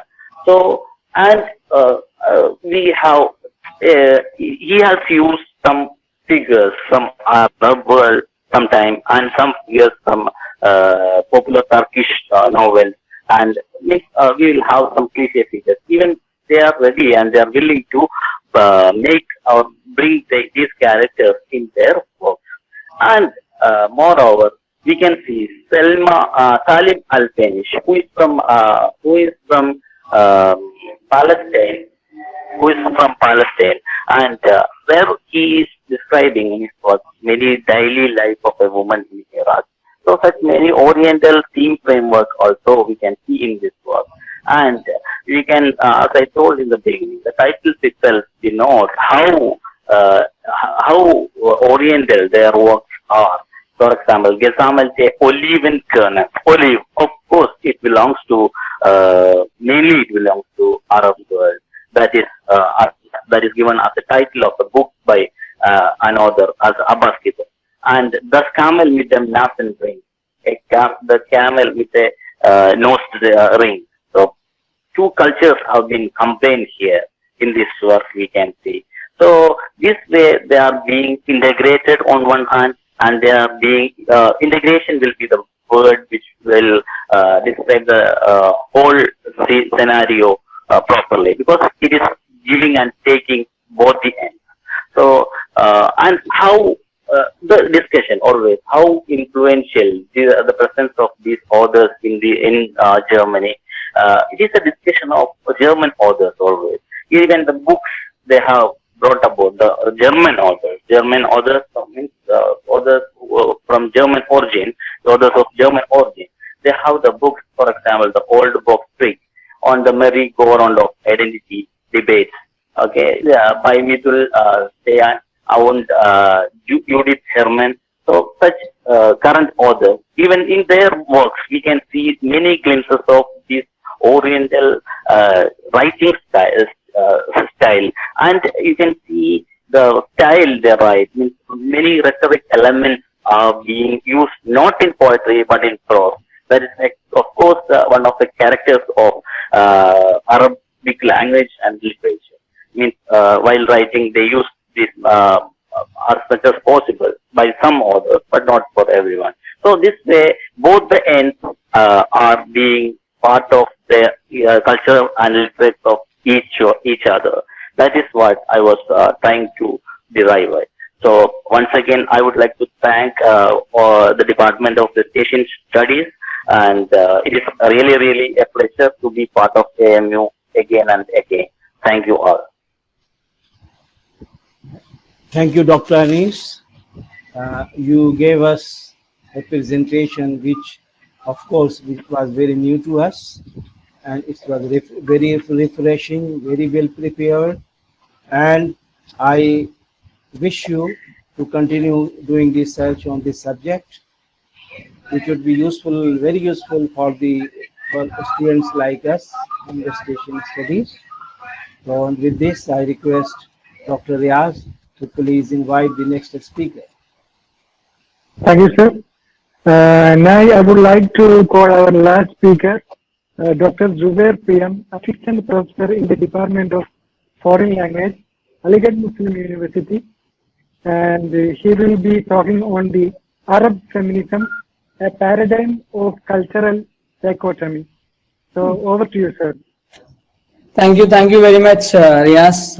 First of all, I wish you all a wonderful day ahead, and I express my heartfelt gratitude and thanks to the organizers of this seminar, especially our chairperson, Javed Iqbal Sahab, and faculty members, Professor Muhammad Azhar Sahab, and Rakshan Ma'am, and other speakers in the program, especially my supervisor, my beloved supervisor, Muzaffar Alam sir, Rizwan sir, Khurshid sir, and it is a honor, of course, to share the podium with my supervisor. And I am happy to inform that the topic I am going to speak today is taken from my PhD thesis I have done under Professor Muzaffar sir.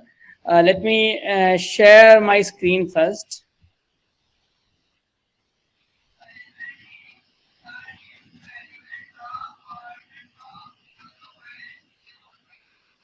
So my screen is audible, right? You can see my screen clearly, right? Yes, sir. Okay. So the title of my paper, actually we are already running out of time. It is already 1 o'clock. So I will make it very short and clear. The title of my paper is Arab Feminism, a Paradigm of Cultural Dichotomy. So as you know, from the term itself, it is very clear, Arab and feminism, or Islam and feminism. The contradiction is very clear from that combination itself, because the ideas and ideals proposed by feminism may not suit to the ideas and ideals proposed or found in Arab world. So that dichotomy is always there, but still we can see this feminism as a movement in Arab. So I will, before I further discuss in this dichotomy aspect in detail, I want to give you an overview about this Arab feminism, how the movement came about in Arab world and all. Actually, feminism, as you all know, originated from West, and like any other philosophy or any other ideology, the West ideology comes to Arab world or Islamic world through the scholars, through the students who migrate to West, and they come back with the ideas and they implement it in Arab world. Especially this all come through our Misr, Egypt, as you all know. And actually the case of feminism also was the same. The feminism as a movement had started around at the beginning of 19th century, but the feminism as a movement in Arab world had started towards the beginning of 20th century. This writers like Huda Sharabi, Undeshisa,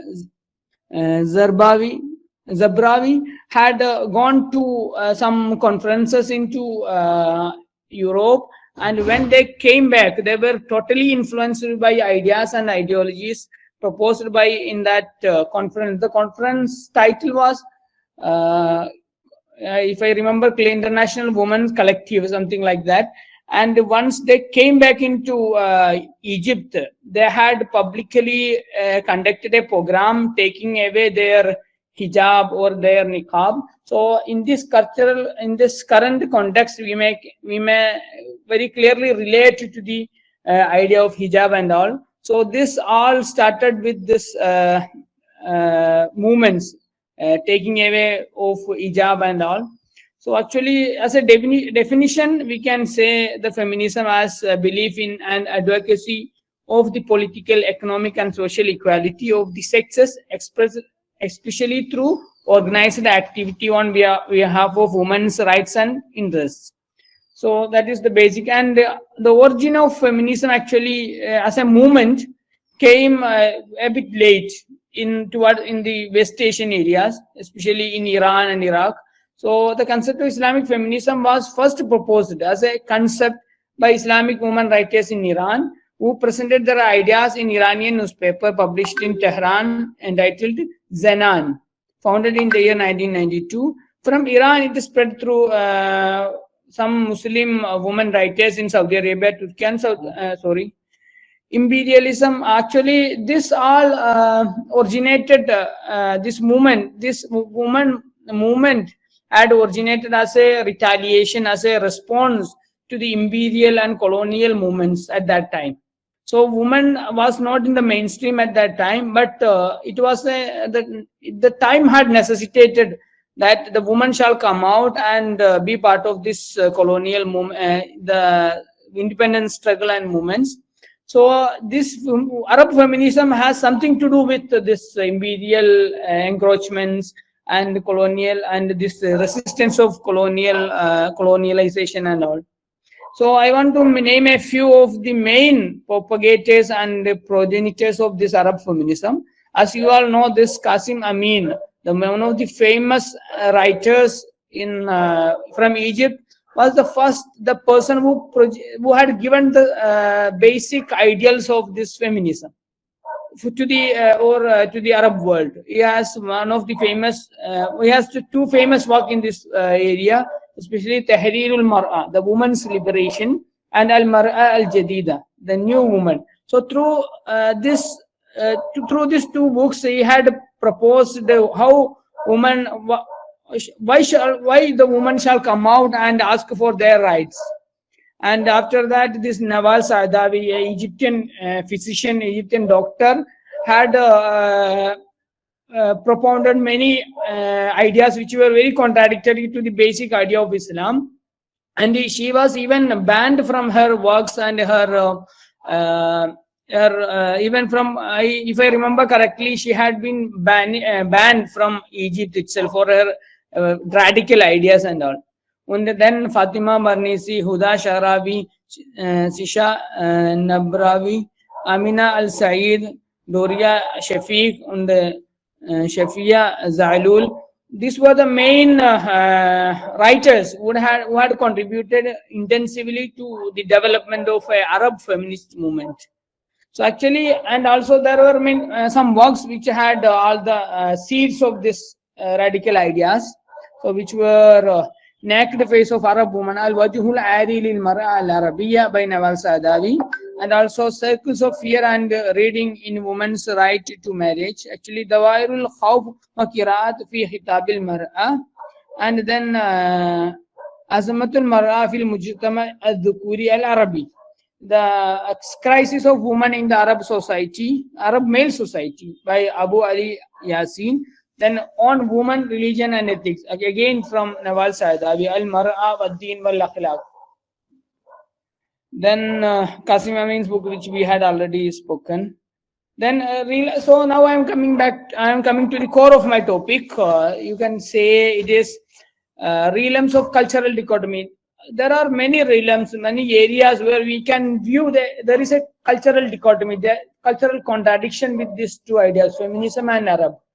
So especially you can see there was hardly possible for Arabs to coin a word to suit to the idea of feminism. So if you read any article about feminism, we can see many words used for this concept. For example, al-unthabiyya, al-harakat an-nisa'iyya, al-nazarat al-musawat, al-musawat bain al-jinsain, al-nisawiyya. All these terms you can see as synonyms used for the idea of feminism or the concept of feminism. So there is always, because this is a kind of allying to the Arab country, Arab ideology, or in the sense Islamic ideology. So we can see there is a dichotomy, there is a contradiction with this internalizing the idea of feminism into the language of Arab. So, and also another aspect is that the ideology which feminism comes along with was not suiting to the, was not compatible with the Arab ideas or Islamic ideas. Due to this, there was two streams, two ideological streams for feminism. One was Arab feminism with Western ideas. In this, what happens? The ideas and ideologies, these are original feminism, the Western feminism is taken as it is, and it is just applied in Arab world. So, but in this we can see they were raising their objection even to holy Quranic verses. So there were some arguments that this polygamy, a man is entitled to marry many women, at least 4 women as a maximum. So this should be reread and reinterpreted. Why can't women have this right? And also this irth, the inherited rights. So as per our Quran, we can say there were this clearly stated that men has double the right than the woman. So, but this they were arguing that this was due to the male chauvinistic interpretation of Quranic verses. So there was such a discussion on this, and they were arguing even for revisiting or revising the Quranic verses to correct the narrations which support the superiority of men, such as the narration of creation of woman from the rib of man and the events that occurred in the paradise with Adam and Eve, and identification of verses that show and declare equality between women and men. So they were telling that a new reading shall be there for the Quran where this equality shall highlight, and reinterpreting the verses related to differences between men and women, which were interpreted in ways that highlight the control of men over women. So these all were the main argument of the women movement, which had taken all their basic fundamentals from Western feminism. And there was another feminism. Excuse me. Okay. Then Arab feminism based on Islamic ideals. So there was another stream, a parallel stream, which had supported the feminism, but which hadn't taken any radical step towards this. So as we can see, they had this feminism was redesigned or customized to suit the ideas of Islam. So as you can say, there were there is a writer called Aisha Abdurrahman Bintu Shatir. She had written extensively on women's from the Prophet's life and other from other historical context, but they were hardly contradicting the ideas of Islam. Still, she could read this. She could present a woman version of Islam, which was very suitable. It was going in hand with the basic ideals of Islam. So there was such a feminism. We may call it Arab feminism based on Islamic ideas. So that kind of dichotomy, that kind of contradiction was always there with respect to this movement. And inshallah, I don't think it is ideal to drag my presentations. I will stop it here because we are already running out of time.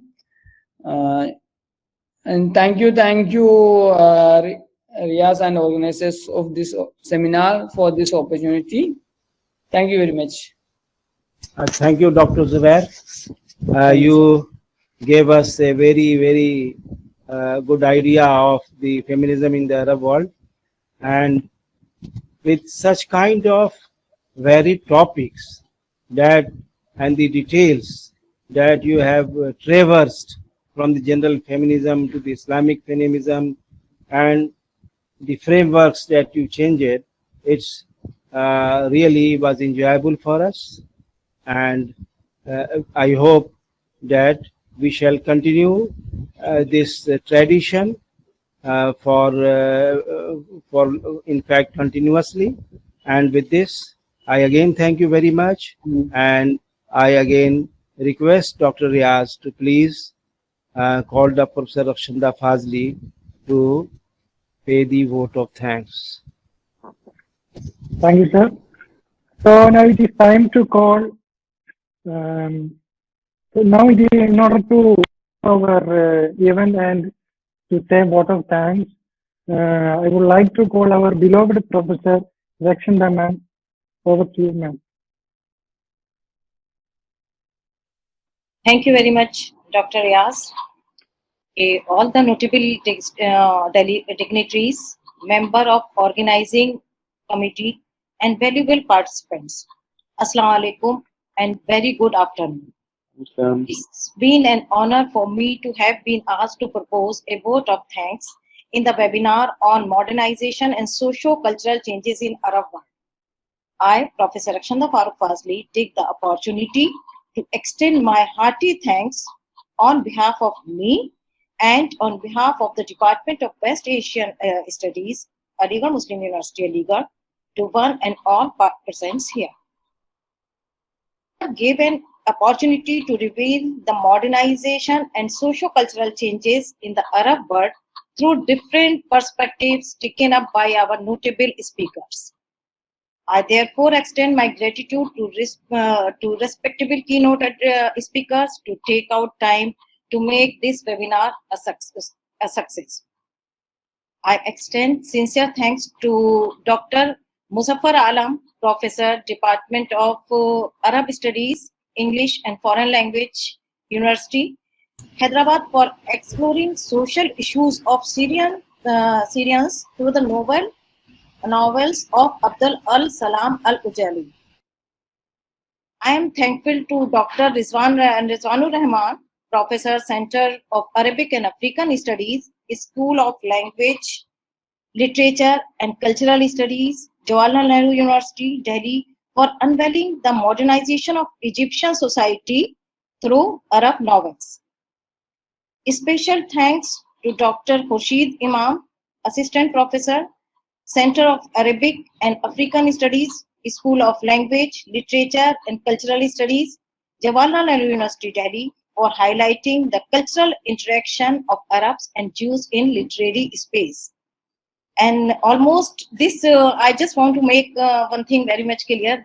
As Professor Hassan has said, that this area is really untouched, and we know very much about the conflicts of between Jews and Israelis, between Israelis and Palestinians, but this area is almost untouched. So this is a new induction in our literature. Thanks are due to Dr. Anis, Assistant Professor, Department of German, the University of Kerala, for understanding the cross-cultural understanding of Arab-German relations. I am thankful to Dr. Zubair, Assistant Professor, Department of Foreign Languages, Aligarh Muslim University, Aligarh, for adding flavor by including Arab feminism, a paradigm of cultural dichotomy.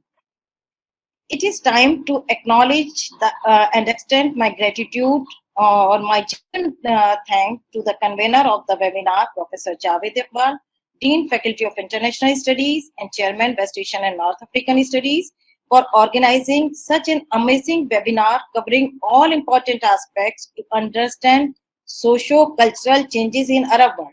Though Professor Javed has to attend a meeting, so he is not here, but my thanks are due to him. I am thankful to Professor Azhar, Department of West Asian and North African Studies, Aligarh Muslim University, Aligarh, for beautifully conducting the webinar in the absence of Professor Javed Iqbal, the convener of the program. Thanks are due to co-convener Dr. M.K. Riaz, Assistant Professor, Department of West Asian and North African Studies, Aligarh. His efforts are commendable in organizing the present webinar. A big thanks to the whole organizing team, research scholars for working hard for the past few days to make this webinar successful. Due to the paucity of time, I am not being able to enlist everyone here. I am thankful to teaching, non-teaching and assisting staff who worked hard to make the webinar a great success. Last but not least, I extend heartfelt thanks to all the participants for their active participation. Thank you everyone involved in the webinar, directly or indirectly, on screen or off screen, for making it a great success. Once again, I thank one and all present here. Thank you very much. Thank you, sir. Thank you. Okay, as we know, we are going out of time. If you have any questions and queries, you can ask. Professor Riaz, this time we should have a lunch. Okay. Without lunch. Okay. Then, so I hereby declare that our webinar is over. No, don't take it seriously, because it's not possible to take a lunch in a virtual webinar. Okay. So you can leave now.